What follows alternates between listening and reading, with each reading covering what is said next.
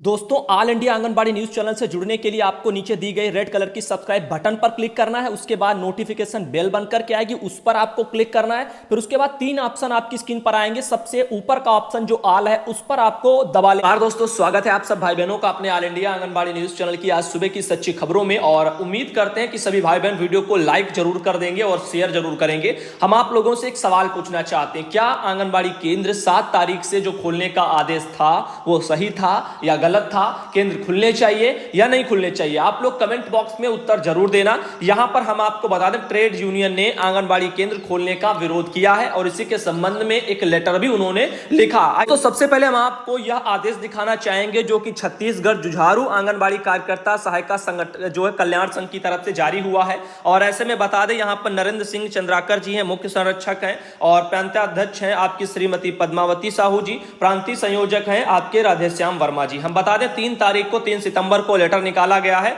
और विरोध किया गया है कि 7 तारीख को केंद्र ना खोले जाएं। आइए देखते हैं उसमें उन्होंने अपने शब्दों को क्या रखा है। लिखा है, कोविड-19 के बढ़ते प्रकोप को देखते हुए शासन ने 7 सितंबर 2020 से आंगनबाड़ी केंद्र खोलने का निर्णय जो है कहां तक जो है उचित है, इसके बारे में लिखा है कि छत्तीसगढ़ जुझारू आंगनबाड़ी कार्यकर्ता सहायता कल्याण संघ ने प्रांतीय अध्यक्ष श्रीमती पद्मावती साहू एवं उपाध्यक्ष जो है श्रीमती भुवनेश्वरी तिवारी से संयुक्त प्रेस विज्ञप्ति जारी कर बताया है कि 7 सितंबर 2020 से आंगनबाड़ी केंद्र खोलने विषयक शासन को दिया गया पत्र वर्तमान समय में जिस प्रकार छत्तीसगढ़ में कोविड-19 महामारी अपने चरम सीमा पर है, वहीं शासन ने जो आंगनबाड़ी केंद्र को खोलने का निर्देश दिया है, जिसमें WHO का मानना है कि 10 वर्ष से कम उम्र के बच्चों का माता पिता को घर से बाहर नहीं निकलने हेतु आदेश जारी किए गए। वहीं पर हमें आंगनबाड़ी केंद्र खोलने तथा 3 से 6 वर्ष के बच्चों एवं गर्भवती माताओं को गर्म भोजन प्रदान करने हेतु निर्देश दिया गया है, जिससे आंगनबाड़ी केंद्रों में हितग्राहियों को संक्रमित होने की संभावना बढ़ सकती है। कोई भी हितग्राही केंद्र में संक्रमित होता है तो उसकी जिम्मेदारी कार्यकर्ता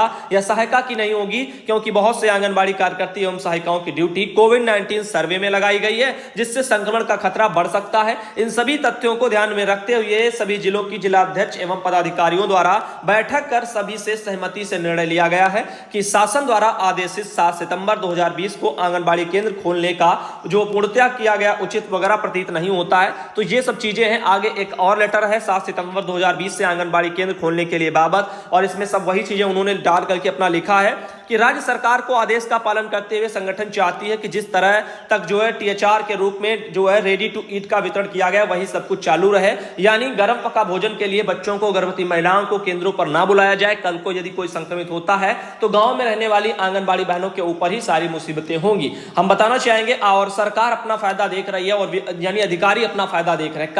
कारण यह है कि मान लो आपके केंद्र पर 50 लाभार्थी हैं, ठीक है। लेटर के मुताबिक जो आदेश में नियमित शर्तें थी उनमें यह भी लिखा था, कोई सर्दी जुकाम बुखार किसी को महसूस होता है, कुछ लक्षण लगते हैं, तो उन लोगों को केंद्र पर नहीं बुलाया जाएगा, उनको THR यानी गर्म पका भोजन नहीं मिलेगा। तो यहां पर लाभार्थी 30-40 है मान लो, या 10-20 है, उनमें से यही बुखार और जुकाम का हवाला देकर के सभी लाभार्थियों को अधिकारी जो है बाहर रखवा देंगे और 2-4 को खाना बनेगा, बाकी का बनेगा सभी का बंटवाया जाएगा। 2-4 को पूरा बजट डकार जाएंगे। ये सब गलत है और उससे बढ़कर के मुसीबत आंगनबाड़ी बहनों के कंधों पर आएगी। साथ ही ये भी देख सकते हो, बैक फुट पर सरकार पंचायत चाहे तो बंद रहेंगे आंगनबाड़ी केंद्र। मैंने आदेश में आप लोगों को पूरा दिखाया था और ये भी बताया था कि जहां पर कंटेनमेंट जोन है, जहां पर केस ज्यादा है, वहां पर आंगनबाड़ी केंद्र बंद भी रखे जा सकते हैं। इसका फैसला अपने वहां की पंचायत भी ले सकती है। साथ ही साथ सरकार को खुद एक इतना बड़ा फैसला ले लेना चाहिए कि आंगनबाड़ी केंद्र बंद ही रहे तो अच्छा है। क्यों ऐसे में खोले जाए जब बड़े केंद्र नहीं खुल रहे हैं, चाहे कंटेनमेंट जोन हो चाहे सिंपल हो। सिंपल में जब बड़े बच्चों के केंद्र नहीं खुल रहे हैं तो क्या आंगनबाड़ी के मासूम बच्चों को वहां पर बुलाना ठीक होगा? इसके बारे में सोचिए। इसके बारे में एक बहन ने और सवाल मुझसे किया था, ये आप देख सकते हो।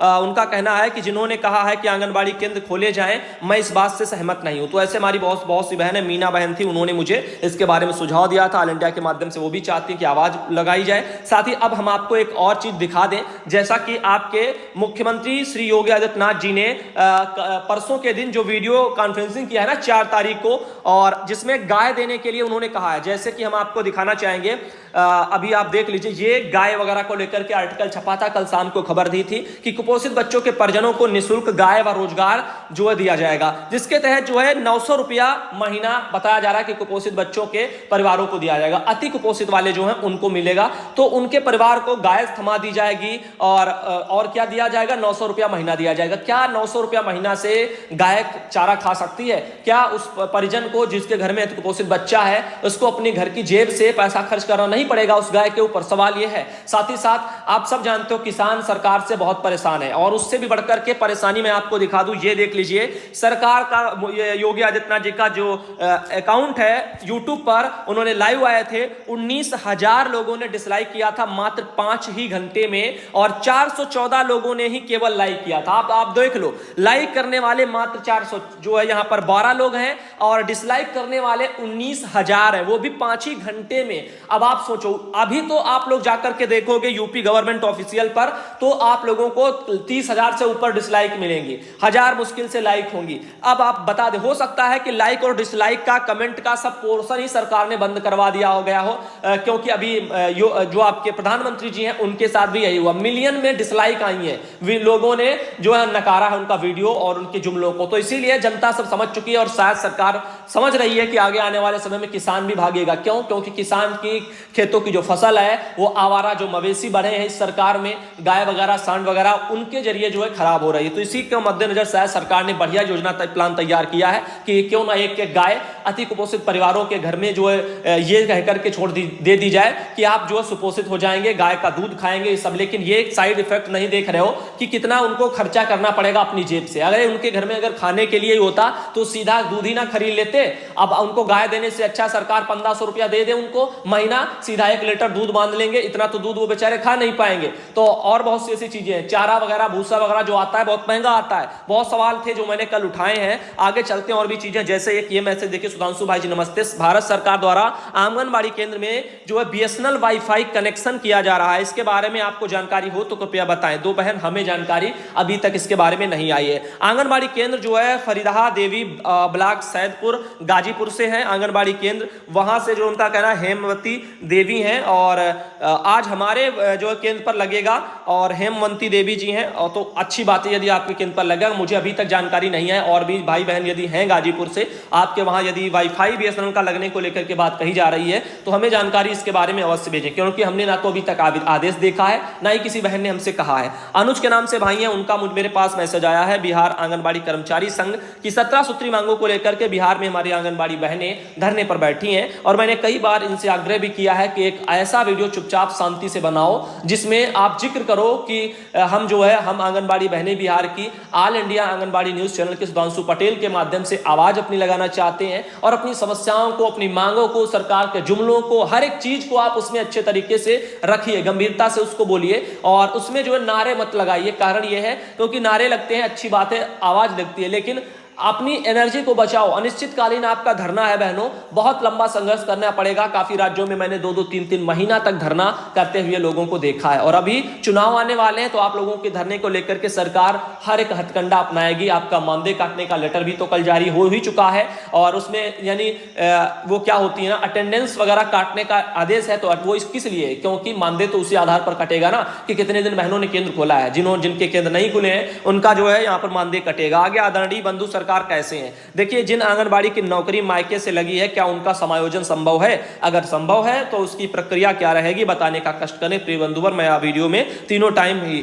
तो हम आपको बता दें। देखिए भाई जी, हर चीज नियम कायदे के अनुसार होती है। अब सरकार चाहेगी या आपका विभाग चाहेगा तो लेटर निकलेगा, और तभी समायोजन जब सबके होते हैं। ऐसा नहीं होता कि कोई अकेला अपना समायोजन करा ले, और वो करवा भी लेता है अपने अधिकारियों के जरिए, तो वो एक गलत तरीका से प्रक्रिया मानी जाती है। तो इंतजार करिए, जो भी नियम कायदे प्रक्रिया रहेंगी, जो आदेश में आएगा वही हम बता पाएंगे। क्योंकि आप देखते हो बाल विकास विभाग में आए दिन तो नियम कायदे ही बदलते रहते हैं। जैसे 12 में देखो क्या आदेश था रिटायरमेंट को, 13 में कुछ और आया, कोर्ट ने अपना कुछ और बयान दिया, और अभी देखो हटाया किसी और आधार पर जा रहा है। यही सब चीजें आगे देख लीजिए। एक और बहन है, और ये हमारी शायद रंजना बहन है, उन्होंने भेजा है और वृक्ष वगैरह लगा रही हैं। और देख लीजिए पोषण अभियान वगैरह, वृक्ष रोपण वगैरह बहन कर रही हैं। आगे देखिए एक और मैसेज है, बड़े दुख के साथ सूचित करना पड़ रहा है कि आज हमारी एक आंगनबाड़ी बहन हमारे बीच नहीं रही हैं, जिनकी आज कोरोना से डेथ हुई है। जिला प्रतापगढ़ लिखा है, तहसील कुंडा लिखा है, ग्राम दूलनपुरवा लिखा है, नाम रेखा यादव लिखा है। ये हमारे पास किसी भाई बहन ने मैसेज भेजा है और उनका नाम नंबर जो है हमारे पास सेव नहीं है, फिलहाल फॉरवर्ड किया हुआ मैसेज है, जरूरी नहीं कि सही भी हो, अब बहन पर डिपेंड करता है कि उनको किसने भेजा और उन्होंने हमें भेजा है। आगे देखिए, हेलो भाई, मेरा भी जो है मानदेय आया है कल एमपी में 11,500 रुपया, एक मैसेज ये मध्य प्रदेश से आया था। साथ ही एक और ये आया है, सुधांशु भैया अगस्त मानदेय आ गया है, आंगनबाड़ी का मध्य प्रदेश जिला कटनी से है, 10,000 अगस्त का, और मई का जो है उनका कहना है 4500 रुपया अभी रुका हुआ मानदेय है, तो वो नहीं आया, तो कोई बात नहीं। आगे देखिए एक और मैसेज था बालाघाट से, और यहां पर भी बहन ने कहा है कि 4563 रुपया भैया मानदेय मेरा आया है। छोटे भाई वगैरह महेश वगैरह बिसेन आंगनबाड़ी कार्यकर्ता परियोजना वारा सिवनी जिला बालाघाट मध्य प्रदेश से हैं। आगे ले चलते हैं और भी चीजें, जैसे ये देख लीजिए पोषाहार वितरण बिरोन ब्लॉक वगैरह से हमारी कोई भाई बहन है। साथ ही एक और मैसेज देखो, सुधांशु भैया नमस्कार, मैं जो है रेशमा उत्तर प्रदेश जिला मुरादाबाद से हूं, आइए चैनल पर बहन आपका भी स्वागत है। साथ ही बता दें एक ये मैसेज आया है, हमारे यहाँ यही मास्क मिला है जो सिवान जिले वगैरह के लकड़ी नबीगज वगैरह का है, ऐसे कुछ उन्होंने लिखा है, पता नहीं क्या वो कहना चाहती हैं, नाम वाम लिखा नहीं बहन ने। साथ ही बता दें अगला एक और मैसेज देखिए, ये है हक्की बाई उमरिया सहायिका के नाम से नंबर से हो, और उन्होंने अपने केंद्र की फोटो हमें भेजी है। साथ ही बता दें अगला एक और ये मैसेज आया हमारे पास, और ये कुछ जागरूकता अभियान वगैरह जो चल रहा है ना, उसी के बारे में है, वैशाली बिहार से हमारी कोई बहन है। साथ ही बता दें अगला एक और मैसेज ये है, कमलेश के नाम से लिखा हुआ, चितावा तारुण ब्लॉक अयोध्या से हैं, उन्होंने भी मुझे तस्वीर भेजी है। साथ ही एक ये मैसेज आया है कि आपकी ही आप जो है हमें सच मानते हैं, ऐसे कुछ लिखा है, तो कुछ उन्होंने गलत लिखा है, मतलब वो लिखना कुछ और चाहती हैं, लिखा उन्होंने कुछ और है, तो आप पर ही उनका कहना है कि विश्वास करते हैं, पर बिहार की जो है सेविका का एक साथ ही नहीं रहती हैं। हमारा भी जो ज्वाइनिंग 27/11/2018 का है, और आज तक एक भी मानदेय नहीं आया है। हमारे हस्बैंड एक बार सबको न्यूज सेविका को एकजुट होने के लिए बोले भी हैं, पर कोई तैयार नहीं हुआ है। तो बहन, जब तक आप एकत्र नहीं होंगे, एकता नहीं बढ़ाओगे, एकजुट होकर के अपनी आवाज नहीं उठाओगे नई भर्तियों वालों के लिए, मैं कह रहा हूं, तब तक आपका निदेशालय से पूरी प्रक्रिया होना ठीक नहीं है, यानी हो नहीं पाएगा। ये सब चीजें लगती हैं, क्यों? क्योंकि 2 साल बीत गया है और आगे ये लापरवाहियां बरतती रहेंगी। अधिकारियों का तो पेमेंट आ ही रहा है, आप लोग अपना जानो, बिना लड़े हक नहीं मिलता है यहाँ पर, ये याद रखना, ये सरकारें ही ऐसी हैं। तो आगे आप लोगों को बस यही सलाह है, हमने कई बार जो दी है। साथ ही देख लीजिए अगला मैसेज है, सर डिस्ट्रिक्ट सीतापुर ब्लॉक वगैरह मछरटा में हर महीने में पोषाहार और जो है यहाँ पर किराया वगैरह कुछ लिखा है गोदाम का, वो लेते हैं 200 रुपया, और उनका कहना है सुपरवाइजर वगैरह, उन्होंने लिखा 200 रुपया सुपरवाइजर लेती हैं, और पैसे ना दो तो 2 बोरी जो है रख लेते हैं, प्लीज सर कुछ करें। शांति देवी बहन, तो बहन यहां से बस तभी किया जा सकता है जब आप उनका इस तरह भ्रष्टाचारी करते हुए कुछ सबूत होगा, और यदि आप सबूत जमा कर लो, तब सब बहनों मिलकर के जो है उनकी शिकायत करो, डीएम से लेटर लिखो और सबूत भी उनको दो, तब कुछ होगा। अन्यथा आप मौखिक किसी से कुछ कहोगी तो कोई सुनने वाला नहीं है। हम सुनेंगे, हम कहेंगे, लेकिन उस पर कार्रवाई कोई करेगा नहीं, ये हकीकतें हैं। आगे देख लीजिए अगला मैसेज ये है, गजला बहन है, उनका भी लगा हुआ है, और उनके वहां पर भी ये सब मनाया गया होगा, कोरोना का सर्वे बहन कर रही है, उसी की फोटो भेजी है। अगला एक और मैसेज ये आया है, सुधांशु भैया नमस्ते, राजस्थान से हमारी बहन है, और उनकी भी तस्वीर आप देख सकते हो यहाँ पर। साथ ही बता दें अगला मैसेज ये और आया, आशा देवी बहन है, उन्होंने भी मुझे भेजा है, पोषाहार का वितरण कर रही है, कानपुर वगैरह से हैं। साथ ही और बता दें आपको, एक और ये बहन है, उन्होंने भी मुझे अपनी फोटो भेजी है पोषाहार वितरण की। साथ ही एक और ये बहन है पानकली बहन, उन्होंने भी भेजा है। और भैया इस महिला ने श्रावस्ती के डीएम सर, सीडीपीओ व सर डीपीओ मैडम को सुनवाई, अपने बच्चों की पोषण की कहानी खुद अपनी जुबानी, तो अच्छी बात है, बहुत बढ़िया बात है, ऐसे लोगों को जागरूक करो। साथ ही बता दें यहाँ पर जितनी भी खबरें थी, फोटो थी, हमने दिखाई, और याद रखना 11 बजे जो वीडियो आ रहा है उसमें हम सीधा सरकारी आदेश लेकर के आ रहे हैं और बढ़िया जानकारी भी लेकर के आ रहे हैं, तो इंतजार करना बहनों।